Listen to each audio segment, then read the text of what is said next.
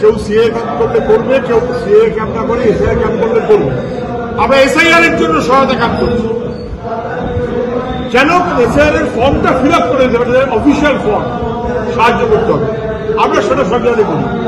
আর এখানে যদি কেউ সিএ ক্যাম্প করে থাকে তাকে জিজ্ঞাসা করুন, সিএ ক্যাম্পে ফর্ম পূরণ করলে সেটা ভোটার লিস্টে ওই 12 নম্বর 13 নম্বরের জায়গায় 14 নম্বর বলে মান্যতা দেবে তো?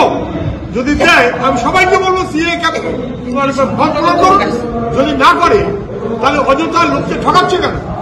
800,000 টাকা 1200 টাকা করে নেবে, নিয়ে একটা সিএ এর লিস্ট করবে, আর নির্বাচন কমিশন তো বলছে সিএ ক্যাম্পে কে কি করছেন আমরা তাকে মান্যতা দেবো না।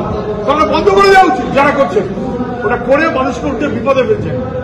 একমাত্র আমিও বলবো যাক সিএ ক্যাম্পে যদি ওরা লিখিত অর্ডার করে দেয় যে 12 নম্বরের পর 13 নম্বর কি 14 নম্বর করে সিএ ক্যাম্পে দরখাস্ত করলে তা ভোটার তালিকায় নাম গ্রহণ হবে বলে গ্রহণযোগ্য হবে, করে দেবে।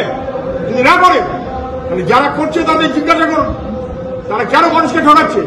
420 হচ্ছে তো।